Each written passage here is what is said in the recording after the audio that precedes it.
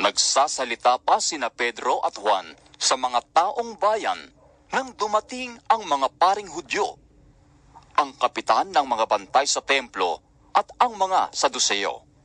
Galit na galit sila sa dalawang apostol dahil itinuturo ng mga ito sa mga tao na si Jesus ay muling nabuhay. At iyon ang katibayan na muling mabubuhay ang mga patay. Kaya't dinakip nila ang dalawa at ikinulong muna hanggang kinabukasan sapagkat gabi na noon. Gayunman, marami sa nakarinig ng kanilang pangangaral ang sumampalataya kay Jesus. Kaya't umabot sa 5,000 ang bilang ng mga lalaki. Kinabukasan, nagtipon sa Jerusalem ang mga pinuno ng mga Hudyo, ang mga matatandang namumuno sa bayan at ang mga tagapagturo ng kautusan.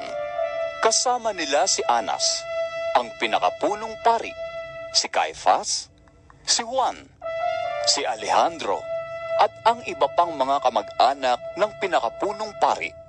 Pinatayo nila sa harap ang mga apostol at tinanong, Sa anong kapangyarihan o sa kaninong pangalan ninyo ginagawa ang bagay na ito?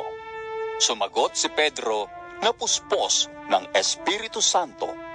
Mga tagapanguna at mga pinuno ng bayan, kung sinisiyasat ninyo kami ngayon tungkol sa kabutihang ginawa namin sa lumpong ito at kung paano siya gumaling, nais kong malaman ninyong lahat at ng buong Israel na ang taong ito ay nakatayo sa inyong harapan at lubusang gumaling dahil sa kapangyarihan ng pangalan ni Hesukristo na taga Nazaret, na inyong ipinako sa krus ngunit muling binuhay ng Diyos. Ang Jesus na ito, ang batong itinakwil ninyong mga tagapagtayo ng bahay, ang siyang naging batong panulukan. Sa kanya lamang matatagpuan ng kaligtasan, sapagkat walang ibang pangalan sa buong daigdig na ibinigay ng Diyos sa mga tao upang tayo ay maligtas.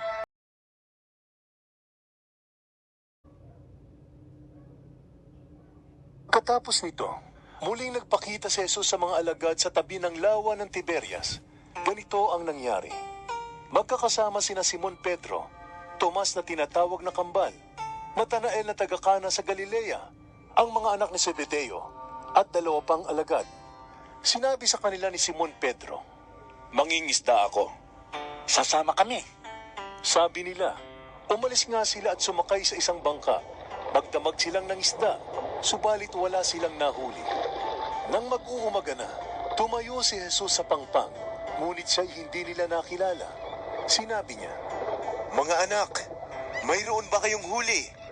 Wala po. sagot nila, Ihulog ninyo ang lambat sa gawing kanan ng bangka at makakahuli kayo. sabi ni Jesus.